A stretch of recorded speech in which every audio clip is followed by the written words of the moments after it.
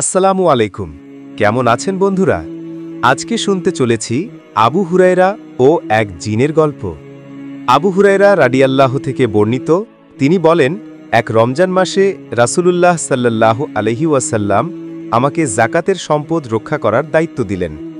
দেখলাম কোনো এক আগন্তুক এসে খাদ্যের মধ্যে হাত দিয়ে কিছু নিতে যাচ্ছে। আমি তাকে ধরে ফেললাম আর বললাম, আল্লাহর কসম, আমি অবশ্যই তোমাকে রাসূলুল্লাহ সাল্লাল্লাহু আলাইহি ওয়াসাল্লামের কাছে নিয়ে যাব। সে বলল, আমি খুব দরিদ্র মানুষ, আমার পরিবার আছে, আমার অভাব মারাত্মক। আবু হুরায়রা রাদিয়াল্লাহু বলেন, আমি তাকে ছেড়ে দিলাম। সকালবেলা যখন রাসূলুল্লাহ সাল্লাল্লাহু আলাইহি ওয়াসাল্লামের কাছে আসলাম, তখন তিনি বললেন, কি আবু হুরায়রা, গত রাতের আসামির খবর কি? আমি বললাম, হে আল্লাহর রাসূল, সে তার প্রচণ্ড অভাবের কথা আমার কাছে বলেছে, আমি তার উপর দয়া করে তাকে ছেড়ে দিয়েছি। রাসূলুল্লাহ সাল্লাল্লাহু আলাইহি ওয়াসাল্লাম বললেন, অবশ্য সে তোমাকে মিথ্যা বলেছে, দেখবে সে আবার আসবে। আমি কথায় বুঝে নিলাম সে আবার আসবেই, কারণ রাসূলুল্লাহ সাল্লাল্লাহু আলাইহি ওয়াসাল্লাম বলেছেন সে আবার আসবে। আমি অপেক্ষায় থাকলাম। সে পরের রাতে আবার এসে খাবারের মধ্যে হাত দিয়ে খুঁজতে লাগল। আমি তাকে ধরে ফেললাম আর বললাম, আল্লাহর কসম, আমি অবশ্যই তোমাকে রাসূলুল্লাহ সাল্লাল্লাহু আলাইহি ওয়াসাল্লামের কাছে নিয়ে যাব। সে বলল, আমাকে ছেড়ে দাও, আমি খুব অসহায়, আমার পরিবার আছে, আমি আর আসব না। আমি এবারও তার উপর দয়া করে তাকে ছেড়ে দিলাম। সকালবেলা যখন রাসূলুল্লাহ সাল্লাল্লাহু আলাইহি ওয়াসাল্লামের কাছে আসলাম, তিনি বললেন, কি আবু হুরায়রা, গতরাতে তোমার আসামি কি করেছে? আমি বললাম, ইয়া রাসূলুল্লাহ, সে আমাকে কিছু উপকারী বাক্য শিক্ষা দিয়েছে, তাই আমি তাকে ছেড়ে দিয়েছি। রাসূলুল্লাহ সাল্লাল্লাহু আলাইহি ওয়াসাল্লাম জিজ্ঞেস করলেন, তোমাকে সে কি শিক্ষা দিয়েছে? আমি বললাম, সে বলেছে, যখন তুমি নিদ্রা যাবে তখন আয়াতুল কুরসি পাঠ করবে, তাহলে আল্লাহর পক্ষ থেকে তোমাকে একজন রক্ষক পাহারা দেবে, আর সকাল পর্যন্ত শয়তান তোমার কাছে আসতে পারবে না। আর সাহাবায়ে কেরাম এ সকল শিক্ষণীয় বিষয়ে খুব আগ্রহী ছিলেন। রাসূলুল্লাহ সাল্লাল্লাহু আলাইহি ওয়াসাল্লাম বললেন, সে তোমাকে সত্য বলেছে, যদিও সে মিথ্যবাদী।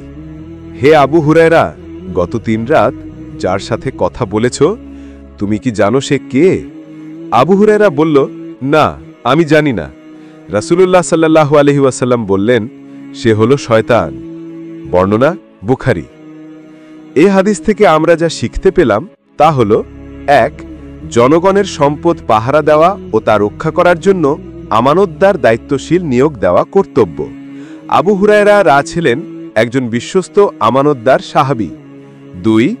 আবু হুরায়রা দায়িত্ব পালনে একাগ্রতা ও আন্তরিকতার প্রমাণ দিলেন। তিনি রাতেও না ঘুমিয়ে যাকাতের সম্পদ পাহারা দিয়েছেন। 3. রাসূলুল্লাহ সাল্লাল্লাহু আলাইহি ওয়াসাল্লামের এটি একটি মুজেজা যে তিনি ঘটনাস্থলে উপস্থিত না থেকেও আবু হুরায়রার কাছে বর্ণনা শুনেই বুঝতে পেরেছেন শয়তানের আগমনের বিষয়টি। 4. দরিদ্র অসহায় পরিবারের বোঝা বাহকদের প্রতি সাহাবায়ে কেরামের দয়া ও এই দয়াকে স্বীকৃতি দিলেন রাসূলুল্লাহ সাল্লাল্লাহু আলাইহি ওয়াসাল্লাম। তিনি আবু হুরায়রাকে বললেন না, তাকে কেন ছেড়ে দিলে, কেন দয়া দেখালে? 5.